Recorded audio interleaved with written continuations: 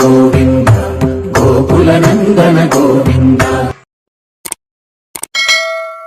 கனைத்திளங்கற்றருமை கண்டு கிறங்கி நினைத்து முளைவழியே நின்று பால் சோர நனைத்தில்லம் சேராக்கும் நற்செல்வந்தங்காய் பனித்தலை வீழனின் வாசற்கடை பற்றி சினத்தினால் தென்னிலங்கை கோமானைச் சற்ற மனத்து கிணியானை பாடவும் நீ வாய் திறவாய் இனித்தான் எழுந்திராய் இதென்ன பேருறக்கம் அனைத்தெல்லத்தாரும் அறிந்தேலோர் எம்பாவாய். திருப்பாவையானது 12வது பாசுரம். எம்பெருமானுடைய அடியார்களை திருத்த வந்த ஆச்சாரியர்கள் 2 விதமாக இருப்பார்கள். ஒன்று அனுவருத்த பிரசன்னாச்சாரியர், இன்னொருவர் கிருபாமாத்திர பிரசன்னாச்சாரியர். இந்த அனுவருத்த பிரசன்னாச்சாரியர்கள் திருக்கோட்டியூர் நம்பிகள் போல, கிருபாமாத்திர பிரசன்னாச்சாரியர்கள் அவருடைய சிஷியராக இருந்த எம்பெருமானார் என்று சொல்லக்கூடிய ராமானுஜர் போலே வருந்தி வருந்தி கேட்டாலும் ஒரு சில விஷயங்களை சொல்லக்கூடிய ஆச்சாரியனும், கேட்காமலே காரே கருணை ராமானுஜா என்று எப்படி மழை யார் விரும்பினாலும் விரும்பாவிட்டும் பொழிவது போலே வந்தவர் சுவாமி ராமானுஜர். இன்றைய பாசுரத்திலே கனைத்து இளம் கற்றருமை என்று அனுபவிக்கின்றார். கனைப்பது என்று சொன்னால் பால் சுரப்பதனாலே தன்னாலே அதை தாங்க முடியாமல் உடனே கனைக்குமாம். இந்த நேரம் ஆயிடுச்சு, கன்று அவுத்து விடவில்லையே என்று சொல்லி கனைத்து இளம் கற்றருமை. எருமைகளிலே பெரிய எருமை என்பது இளம் எருமை. இளம் எருமையே கன்றாக இருக்கும்போதே அது கன்று ஈன்று பால் சுரப்பது போல இளம் கற்றருமை கன்றுக்கு இறங்கி அது எந்த விதமான பிரயோஜனமின்றி தன்னுடைய கன்றை நினைத்தவுடனே அந்த பாலானது சொரிய ஆரம்பித்து விடுமா. கன்றுக்கு இறங்கி நினைத்து முளை வழியே நின்று பால் சோர. அதுக்கு இந்த சுரப்பு என்று சொல்லக்கூடியது தன்னுடைய கன்றை நினைத்தவுடனே அதனுடைய பாலானது மடியிலிருந்து 4 காம்புகளிலிருந்தும் கீழே கொட்டுமாம். இது கரப்பாளனுடைய கையில்லாமல் கன்றினுடைய வாயும் இல்லாமல் தானே கீழே கொட்டக்கூடிய அளவுக்கு சிறப்புடைய அந்த எருமைகளை சொல்லுகிறார். நினைத்து முளைவழியே நின்று பால் சோர அனைத்து இல்லம் சேராக்கும் நற்செல்வன் தங்காய். அப்பேற்பட்ட செல்வத்தை உடைய சிறந்த நற்செல்வன் தங்காய். அந்த நற்செல்வனாய் இருக்கக்கூடியவன் எப்பேற்பட்டவன் என்று சொன்னால், எம்பெருமானுடைய குணானுபவத்தில் ஈடுபட்டு எம்பெருமான் உடனேயே கூடவே சென்று அவனுடைய கைங்கரியத்தை எல்லாம் செய்தக்கூடியவன். அவனுக்கு என்ன கைங்கரியம் என்று சொன்னால், கண்ணன் தன்னுடைய கையை ஒருவன் தோளிலே ஊன்றி கொண்டு நடப்பானாம். ஏனென்று கேட்டால், பரமபதத்திலே அவனுக்கு இருக்கக்கூடிய ஆனந்தத்தை காட்டிலும் தன்னுடைய நண்பர்கள் என்று சொல்லக்கூடிய இந்த ஆயர்பாடி சிறுவர்களிடத்திலே தான் அந்த அளவுக்கு தன்னை இறக்கி வைத்திருந்தானாகினாலே அதை சொல்லுகிறார். இந்த எம்பெருமானுடைய மெய்யடியார்களிலே ஒருவனை சுரிகையும் தெரிவில்லும் செண்டுகோலும் மேலாடையும் தோழன்மார் கொண்டோட ஒரு கையால் ஒருவன் தன் தோளை ஊன்றி என்று சொல்லி தோளை ஊன்றி கொண்டு செல்வாராம். அப்படி செல்லுகிற பொழுது அவன் தன்னுடைய வீட்டிலே இருக்கக்கூடிய கன்றையோ அல்லது பசுவையோ அல்லது எருமையோ கவனிக்க முடியாமல் அப்படியே கண்ணனோடையே தன்னை மறந்து செல்வானாம். யார் அப்படி சென்றது என்று சொன்னால், சுவாமி லக்ஷ்மண பெருமாள் ராமனிடத்திலே சென்ற பொழுது தான் எந்த விதமான சுயநலமாக செய்யக்கூடிய தான் சந்தியாவந்தனம் முதல் கொண்டு கூட எதையுமே செய்யாமல் இருந்தாராம். சக்கரவர்த்தி ஒருவருக்கே தொண்டு செய்வதே நம்முடைய கடமை என்பது போல எப்படி நம்முடைய முன்னோர்கள் பெருமாள் புறப்பாடு நடக்கிறது என்று சொன்னால் அங்கு சென்று புறப்பாடு முடியும் அளவு சந்தியாவந்தன காலத்திலே சந்தியாவந்தனம் செய்ய மாட்டார்களாம். வீட்டுக்கு வந்த பிற்பாடு அதை சேர்த்து செய்து கொள்வார்கள் என்று சொன்னால், அப்பொழுது நித்திய நெய்மித்திய கர்மங்களை எப்படி செய்ய வேண்டும் என்றால் எம்பெருமானுடைய உகப்புக்குத்தான் இதே தவிர இதை செய்வதனாலே தனியாக ஒரு புண்ணியம் கிடைத்துவிடும் என்று செய்வது கிடையாதாகினாலே அப்படி திருக்கண்ணமங்கை ஆண்டானை போலே என்று சொல்கிறார். அதாவது ராமன் பிரியா லட்சுமணன் போல் இணை பிரியா நண்பர் தம்பி. இந்த லட்சுமண பெருமாள் போலேயே கண்ணனோடு கூட சென்றவனாகினால் நனைத்தில்லம் சேராக்கும் நற்செல்வன் தங்காய். நல்ல செல்வம். செல்வம் என்பது பிறருக்கு கெடுப்பதற்காக இல்லாமல் பிறரை வாழ வைப்பதற்கு தான் செல்வம் என்றே பெயர். அப்பேற்பட்ட நற்செல்வனாய் இருக்கக்கூடியவனே உணர்த்தக்கூடியதாக நற்செல்வன் தங்காய். பனித்தலை வீழனின் வாசற்கடை பற்றி. எப்பேற்பட்ட பனி, கீழே பால் வெள்ளம், மேலே பனி வெள்ளம், பனியே மழை போலே செய்கிறதாம். ஆழிமலை கண்ணா என்று சொல்லி அழைத்து எங்களுக்கு மழை வேண்டும் என்று சொல்ல அந்த மழைக்காக இவர்களுக்காகவே வந்து பெய்தது போலே அந்த மழை பெய்துதான். எது பனியே மழை போல பெய்துதான். மேலே பனி வெள்ளம், கீழே பால் வெள்ளம், நெஞ்சிலே மால் வெள்ளமாக செல்ல அப்படியே தள்ளாடி நின்றார்களாம். காலாலும் நெஞ்சலியும் கண் சுழலும் என்பது போலே இந்த குணானுபவத்தை அனுபவிக்க வேண்டும் என்பதற்காக வந்தவர்களுக்கு இந்த பால் வழுக்க ஆரம்பிச்சிருச்சான்.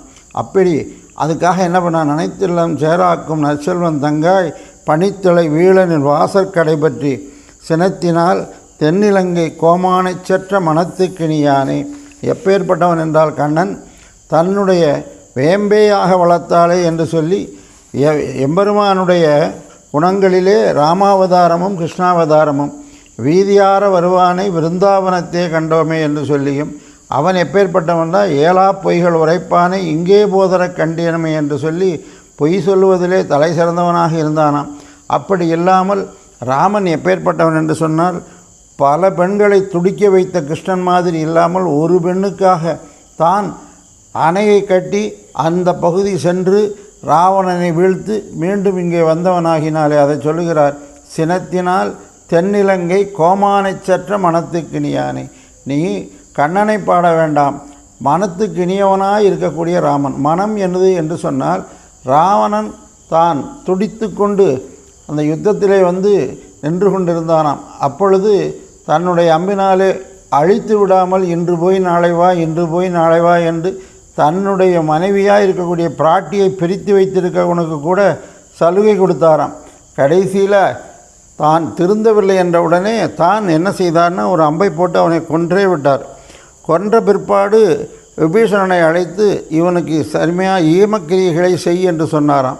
அப்பொழுது என்னுடைய குலத்துரோகி என்று என்னை வெறுத்தவன் நான் அவனுக்கு செய்ய மாட்டேன் என்று சொல்ல, அப்படி அல்ல, எப்பொழுது நீ எனக்கு தம்பியாகி விட்டாயோ உன்னுடைய அண்ணன் எனக்கு தம்பிதான், எனவே தம்பிக்கு செய்ய வேண்டிய அந்த கிருத்திரமன் காரியங்களை எல்லாம் நீ செய்ய வேண்டும், நீ செய்கிறாயா அல்லது நான் செய்யவா என்று சொன்னான். என்று சொன்னால் அப்பேற்பட்ட சொரூபத்தை உடையவன் மனதை உடையவனாகினாலே மனத்துக்கு இனியானை பாடவும் நீ வாய் திறவாய்.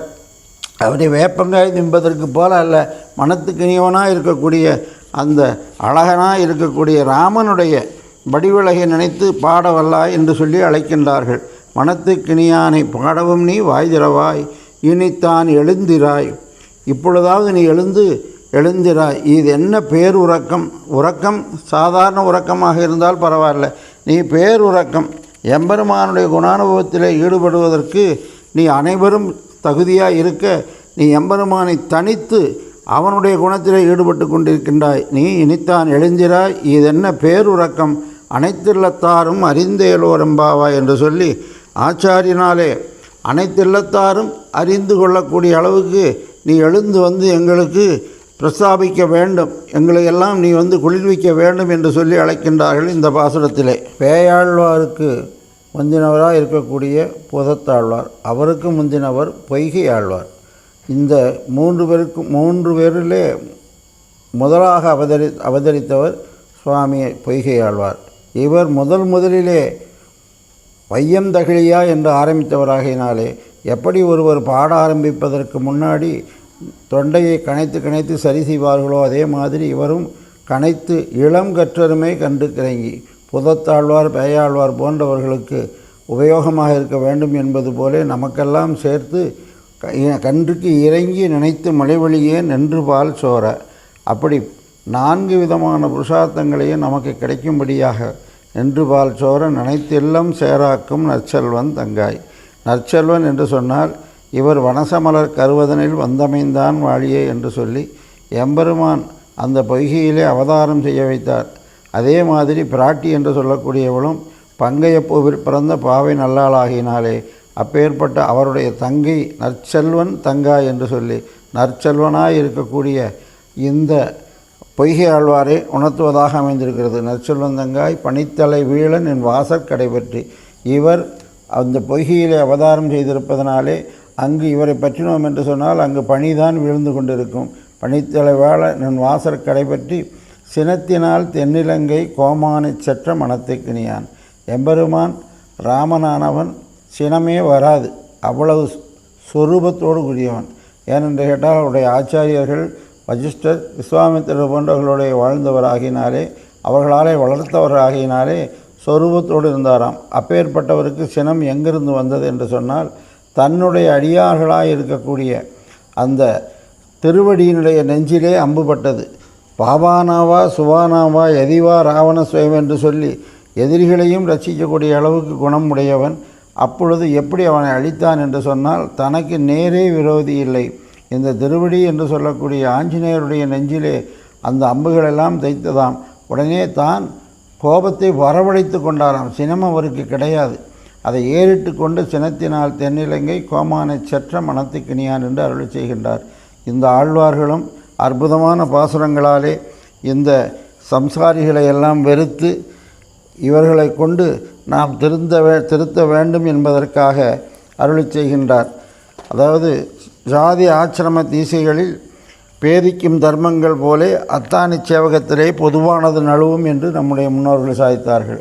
இப்பேற்பட்ட ஆச்சாரியனிடத்திலே இந்த ஆழ்வார் போன்று இருக்கக்கூடியவர்கள், ஆச்சாரியர் போன்று இருக்கக்கூடியவர்கள் பொதுவானது என்று சொல்லக்கூடிய, அதாவது ராமன் திருப்புல்லானி என்று சொல்ல திவ்யதேசத்திலே கருணையங்கடல் கருங்கடல் நோக்கி வர்ணமந்திரம் எண்ணினன் வணங்கி என்று சொல்லி அந்த அற்புதமான தரையிலே படுத்து பிள்ளை அணையாக கொண்டு திருப்புல்லானியிலே சமுத்திரராஜனத்திலே சரணாகதி பண்ணார். அதே சமுத்திரராஜன் கரையிலே இருந்த பொழுது விபீஷணன் வந்தான். ஆனால் அவன் கடலிலே ஒரு முழுக்கிட்டு வந்தான் இல்லை. இப்பொழுது பொதுவானது என்று சொல்லக்கூடியது இவர் ஜாதி ஆச்சிரமப்படி தான் சத்திரியனாகினாலே அதை செய்தார்.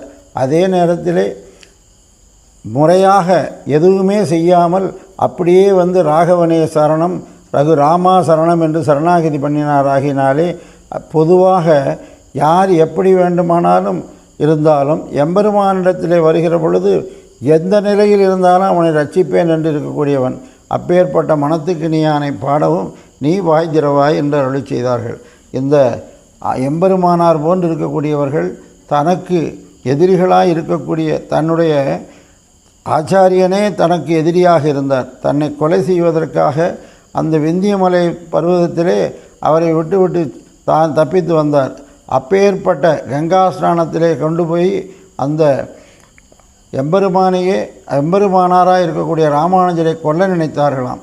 அப்பேற்பட்ட யாதவ பிரகாசனை மீண்டும் தன்னிடத்திலே சிஷ்யனாக வந்த பொழுது தான் ஏற்றுக்கொண்டாராகினாலே அப்பேற்பட்ட மனத்துக்கினியானை பாடவும் நீ வாய் திறவாய் இனித்தான் எழுந்திராய் இதென்ன பேருறக்கம் அனைத்தெல்லத்தாரும் அறிந்தேரோ என்று சொல்லி தன்னுடைய குணத்தினாலே இந்த உலகத்தை திருத்துவதற்காக வந்த ஆச்சாரியர்கள் 4 காம்புகளிலே எப்படி பாலை சுரக்கிறாரோ அதே மாதிரி இவர்களும் பாஷ்யம் என்ன, அதாவது கீதா பாஷ்யம் என்ன, அதற்கு மேலே ஆழ்வாருடைய பாசுரங்கள் என்ன, அதற்கு மேலே நம்முடைய இரகசிய கிரந்தங்களை கொண்டு 4 விதமான கிரந்தங்களை கொண்டு உலகம் வாழ்விப்பதற்காக வந்து அவதரித்தவர்களாகினாலே அப்பேற்பட்ட பொய்கை ஆழ்வார் போன்று இருக்கக்கூடிய சிறந்த ஞானிகளை எழுப்புவதாக அமைந்திருக்கக்கூடியது இந்த பாசுரம். நனைத்து இல்லம் சேராக்கும் நற்சொலனாய் இருக்கக்கூடியவன் தன்னுடைய சுயமான கைங்கரியத்தை விட்டுவிட்டு தான் எம்பெருமானிடத்திலே சரணாகதியாக இருந்து அவனுக்கு தொண்டு செய்வதே தன்னுடைய கர்மம் என்று இருந்ததுதான். அப்பேற்பட்ட அந்த பொறுமையானது நமக்கும் வர வேண்டும். சில நேரங்களிலே பாகவதர்கள் தங்களுடைய இல்லத்துக்கு வந்துவிட்டால் அவர்களை இருக்க வைத்துவிட்டு தான் வெளியே சென்று பெருமாள் புறப்பாட்டுக்கு செல்கிறேன் என்று செல்வார்களாம். அப்படி சென்றால் என்னாகும் என்று சொன்னால் எம்பெருமானுடைய திருவுள்ளம் வருந்துமாம். ஐயோ, நம்முடைய பாகவதன் அங்கே இருக்க இவர்கள் இங்கே வந்து விட்டார்களே என்று சொல்லி நாம் சொரூபத்தை உணர்ந்து நம்முடைய எம்பெருமானுடைய அடியார்களை ராமானுஜ தாசர்களை போற்றி அவர்களுக்கு தொண்டு செய்வது எப்படி நற்செல்வனாக இருக்கக்கூடியவன் கண்ணனுக்கு தொண்டு செய்வதே தன்னுடைய வியாபாரமாக இருக்கக்கூடிய தான் விட்ட திருக்கண்ணமங்கை ஆண்டான் போலே அத்தனையும் விட்டுவிட்டு ராஜ்யத்தையும் விட்டுவிட்டு ஒரு நாய் போலே தான் தவழ்ந்து சென்று பெறும் சன்னதியில் கிடந்தாராகினாலே எம்பெருமானை பற்றுகிற பொழுது எல்லாவற்றையும் விடலாம். அதனால் குற்றமில்லை. அதை இங்கே நனைத்தில்லம் சேராக்கும் நற்செல்வனாக இருக்கக்கூடிய ஒரு கண்ணனுடைய தோளிலே கண்ணனானவன் தோளிலே கை போட்டு செல்லக்கூடிய அளவுக்கு இருக்க ஒருவனை அவனுடைய தங்கை எழுப்புகின்றார்கள்.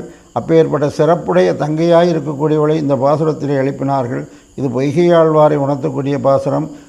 நம்மாழ்வார் போன்று அதே நேரத்தில் எம்பெருமானார் என்று சொல்லக்கூடிய ராமானுஜர் போன்று குணாதிசயங்கள் உடைய ஒருத்தியை எழுப்புவதாக அமைந்திருக்கிற பாசனம்.